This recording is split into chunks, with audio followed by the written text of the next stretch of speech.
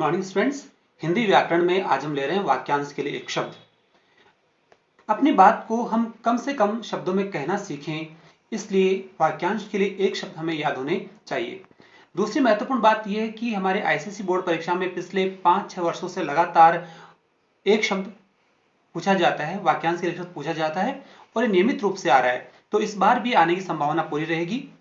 और जो हमने आज संकलन बनाया है वन वर्ड का, उसमें हमने आईसीएसई बोर्ड परीक्षा में जो आए हुए वन वर्ड है उनको भी शामिल किया है और साथ साथ ऐसे वन वर्ड को शामिल किया है जो साथ साथ विलोम शब्द बताते जाएंगे।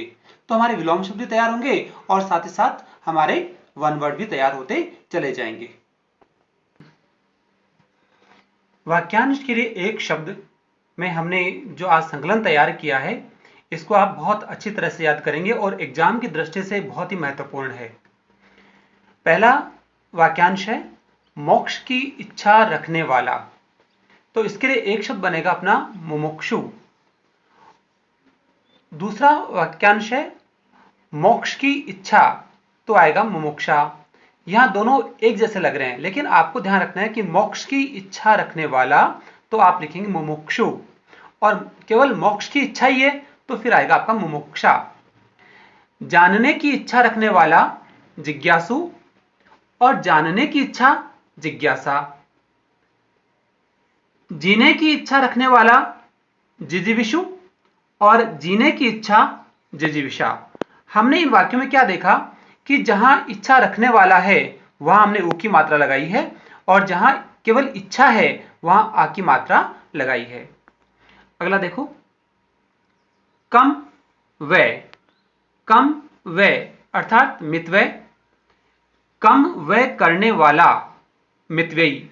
अगर एग्जाम में आता है कि कम व्यय तो आप लिखेंगे मितव्यय, कम व्यय करने वाला मितव्ययी। फिजूल व्यय अर्थात व्यर्थ खर्च करने वाला, व्यर्थ खर्च कहलाता है अपव्यय और फिजूल खर्च करने वाला कहलाएगा अपव्ययी।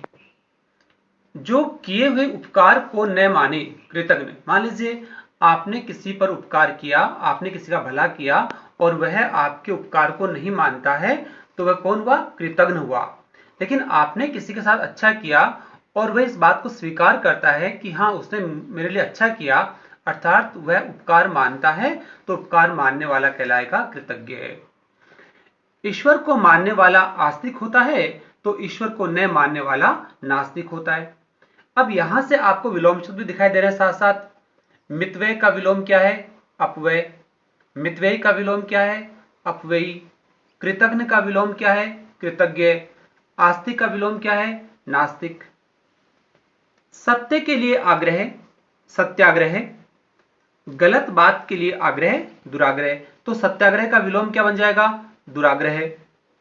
राजा का शासन राजतंत्र कहलाता है, तो प्रजा का शासन प्रजातंत्र या फिर गणतंत्र, तो राजतंत्र का विलोम क्या हो जाएगा? प्रजातंत्र। काम में लगे रहने वाला कर्मठ, काम से जी चुराने वाला कामचोर। काम में लगे रहने वाला कर्मठ, काम से जी चुराने वाला कामचोर, तो कर्मठ का विलोम क्या बन गया? कामचोर। जो आसानी से प्राप्त हो जाए सुलभ, जो कठिनाई से प्राप्त हो दुर्लभ, तो सुलभ का विलोम क्या हुआ? दुर्लभ। जिसे प्राप्त नहीं किया जा सके अलभ्य। यहां तीन शब्द आए, सुलभ, दुर्लभ, अलभ्य। आसानी से प्राप्त होने वाला सुलभ है, तो मुश्किल से प्राप्त होने वाला दुर्लभ है, जिसे प्राप्त नहीं किया जा सके वो अलभ्य है। जिसका इलाज हो सके साध्य, जिसका इलाज न हो सके असाध्य, तो साध्य का विलोम क्या हो गया? असाध्य। जिसका इलाज कठिनाई से हो, इसे कहेंगे दुसाध्य। दूसरे देश से मंगाया जाना आयात, तो दूसरे देश को भेजना निर्यात, आयात का विलोम क्या बना? निर्यात। जिस जमीन में कुछ पैदा न हो उसे कहेंगे ऊसर या फिर बंजर, लेकिन जिस जमीन में अच्छी उपज होती है, अच्छी फसल होती है, वह उर्वर कहलाती है, उपजाऊ कहलाती है। तो आपको एग्जाम पूछते हैं कि ऊसर का विलोम क्या होगा, तो आप लिखेंगे उर्वर, और जब पूछे कि बंजर का विलोम तो लिखेंगे उपजाऊ। जिसे आसानी से समझा जा सके वो सुबोध है। कोई भी बात, कोई भी पाठ जो समझने में आसान है उसे कहेंगे सुबोध, जिसे कठिनाई से समझा जा सके उसे कहेंगे दुर्बोध। तो सुबोध का विलोम क्या बन गया? दुर्बोध। जो इंद्रियों के अनुभव से बाहर हो, अगोचर। ऐसी कोई चीज जो हम अपनी इंद्रियों से नहीं देख सकते, नहीं पा सकते, उसे कहते हैं अगोचर। जैसे ईश्वर क्या है? अगोचर। जो इंद्रियों के अनुभव में हो, जिनको हम अपनी इंद्रियों से अनुभव कर सकते हैं, देख सकते हैं, वो कहलाती गोचर। तो अगोचर का विलोम हो जाएगा गोचर। जिसे करना आवश्यक है, अनिवार्य।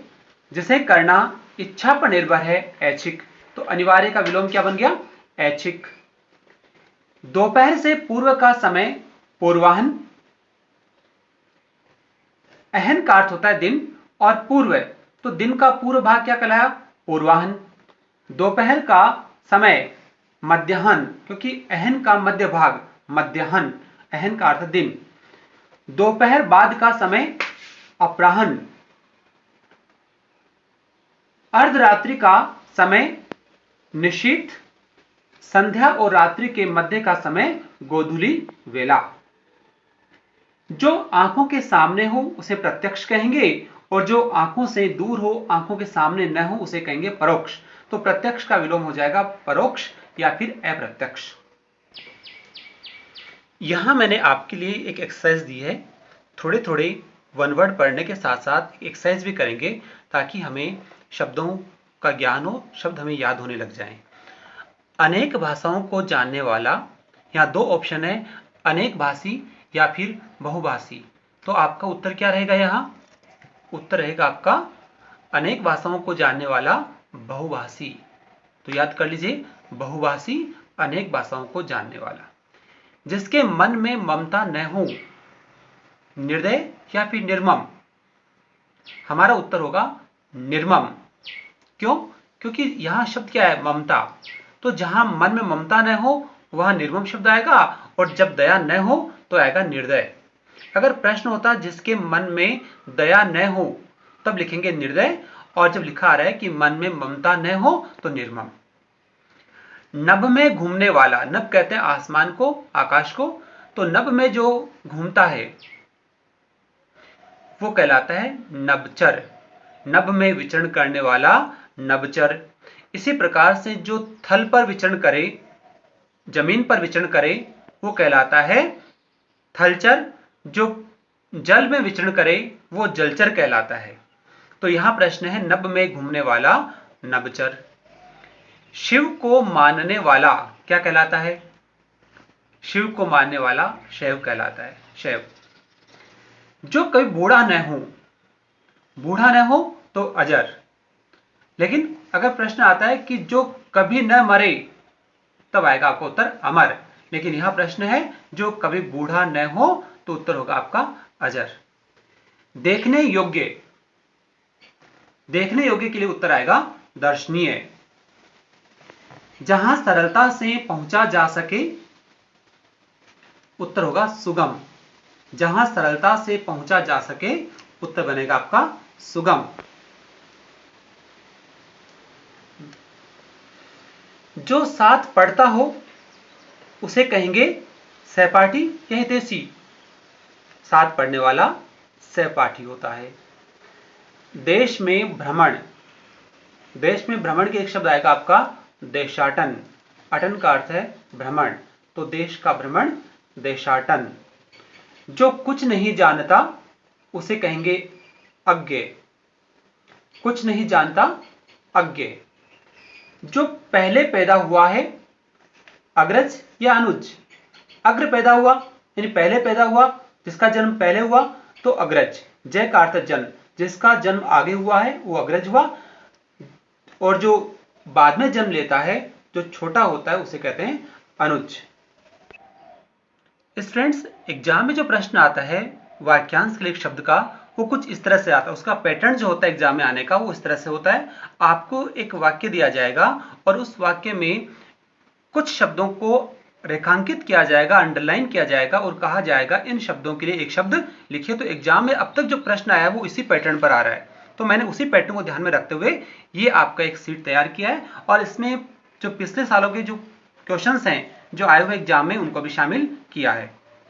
तो प्रश्न है, रेखांकित शब्द समूहों को स्थान पर एक शब्द का प्रयोग करके वाक्य पुनः लिखिए। निर्लज व्यक्ति लोगों में प्रिय नहीं होता।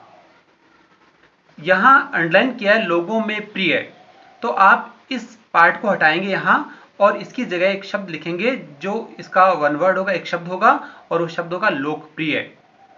तो आपका जो दोबारा सेंटेंस लिखा जाएगा वो लिखा जाएगा निर्लज व्यक्ति लोकप्रिय नहीं होता। दूसरा सेंटेंस देखिए, आजकल इंटरनेट की सुविधा सरलता से मिल जाती है। अब सरलता से मिल जाती है, इसको हटाना है और इसकी जगह एक शब्द लिखना आपको। यहां शब्द आएगा सुलभ और उत्तर बन जाएगा आपका आजकल इंटरनेट की सुविधा सुलभ है। गुरु का आचरण अनुकरण करने योग्य होता है। तो अनुकरण करने योग्य, इसके लिए एक शब्द आएगा अनुकरणीय। सेंटेंस दोबारा लिखना पड़ेगा आपको, गुरु का आचरण अनुकरणीय होता है। बच्चे बिना पलक झपकाए टेलीविजन देखते हैं। बिना पलक झपकाए के लिए हमारा एक शब्द बनेगा निर्निमेष। तो इस पार्ट को रिमूव करेंगे और यहां एक शब्द लगाएंगे निर्निमेष। वाक्य दोबारा लिखना पड़ेगा आपको, बच्चे निर्निमेष टेलीविजन देखते हैं। आप परिवार के साथ हमारे घर आइएगा। यह प्रश्न 2015 की बोर्ड परीक्षा में पूछा गया और यहां परिवार के साथ के लिए आपको एक शब्द का प्रयोग करना था। उत्तर आ जाएगा सहपरिवार। आप सहपरिवार हमारे घर आइएगा। मुझसे कोई भी बात कहने में संकोच न करें। यह 2018 का प्रश्न है जो बोर्ड परीक्षा में पूछा गया। संकोच न करें, इसके लिए हम एक शब्द लिखेंगे निसंकोच। मुझसे कोई भी बात कहने में संकोच, मुझे कोई भी बात निसंकोच कहें। आपका उत्तर बन जाएगा मुझे कोई भी बात निसंकोच कहें। जीवन भर में इसी आचरण का पालन करता रहा हूं। और यह प्रश्न है 2013 का बोर्ड परीक्षा का। इसमें जीवन भर के लिए आपको एक शब्द लिखना है, जीवन भर के लिए आ जाएगा आजीवन। आजीवन में इसी आचरण का पालन करता आ रहा हूं। उसका कार्य प्रशंसा के योग्य है। यह 2014 का प्रश्न है बोर्ड परीक्षा का। तो प्रशंसा के योग्य को हटाएंगे और लिखेंगे एक शब्द प्रशंसनीय। उसका कार्य प्रशंसनीय है। विद्यार्थी को जानने की इच्छा रखने वाला होना चाहिए। और यह प्रश्न पूछा गया 2017 बोर्ड परीक्षा में। आपका उत्तर बन जाएगा जानने की इच्छा रखने वाला, यहां से हटाना है और लिखना है जिज्ञासु। तो विद्यार्थी को जिज्ञासु होना चाहिए। क्या लिखेंगे? विद्यार्थी को जिज्ञासु होना चाहिए। महाराणा प्रताप के साहस की तुलना नहीं की जा सकती। यह 2016 का प्रश्न है। महाराणा प्रताप के साहस की तुलना नहीं की जा सकती। तुलना नहीं की जा सकती इसका मतलब अतुलनीय। तो महाराणा प्रताप का साहस अतुलनीय है। प्रताप का साहस अतुलनीय है। प्राचीन काल में लोग पत्तों की बनी कुटिया में रहते थे। यह प्रश्न पूछा गया 2019 में। तो पत्तों से बनी कुटिया क्या कहलाती है? पर्णकुटी। पर्ण कहते हैं पत्ते को, कुटी कहते हैं कुटिया को। प्राचीन काल में लोग पर्णकुटी में रहते थे। थोड़ा बोलने वाला व्यक्ति सबको अच्छा लगता है।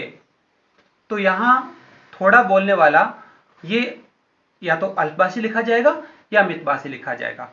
ये प्रश्न बोर्ड परीक्षा में नहीं पूछे गए हैं, लेकिन मैंने महत्वपूर्ण मानकर इनको यहां आपके सामने रखा है। आप इनको याद करेंगे। थोड़ा बोलने वाला व्यक्ति सबको अच्छा लगता है, तो क्या लिखेंगे? मितभाषी व्यक्ति सबको अच्छा लगता है या फिर अल्पभाषी व्यक्ति सबको अच्छा लगता है। ये दस्तावेज छिपाने योग्य है। छिपाने योग्य है, तो इस शब्द को यहां से हटाएंगे, वाक्यांश को हटाएंगे और लिखेंगे गोपनीय। ये दस्तावेज गोपनीय हैं। हमारे अध्यापक बहुत सी भाषाएं बोलते हैं। बहुत सी भाषाएं बोलते हैं तो क्या हुए? बहुभाषी। विष्णु के हाथ में चक्र है। तो हाथ में चक्र, हाथ को कहते हैं पाणी, तो यहां मैंने लिख दिया चक्र पाणी। भगवान विष्णु चक्रपाणी है। विष्णु के हाथ में चक्र है, अर्थात विष्णु चक्रपाणी है। उसके पिता कार्यालय में बिना वेतन काम करते हैं। तो बिना वेतन काम करते हैं, इसके लिए शब्द आएगा अवैतनिक। उसके पिता कार्यालय में अवैतनिक हैं। धन का दुरुपयोग करने वाला आर्थिक कष्टों से घिरा रहता है। मैंने बताया था आपको कि धन का दुरुपयोग करने वाला, व्यर्थ खर्च करने वाला अपव्ययी कहलाता है और वह आर्थिक कष्टों से घिरा रहता है। तो क्या लिखेंगे? अपव्ययी आर्थिक कष्टों से घिरा रहता है। बिना विवाद के सबने सरपंच की बात का समर्थन किया।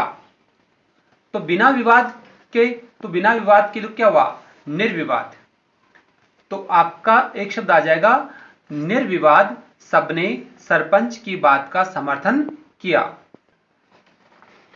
अन्य महत्वपूर्ण प्रश्न जहां मिलान कीजिए, यहां मैंने आपको 6 वाक्यांश दिए हैं और नीचे ब्रैकेट में इनके उत्तर भी लिखे हैं। तो आप एक बार टैली करें कि आपको आता है या नहीं आता है।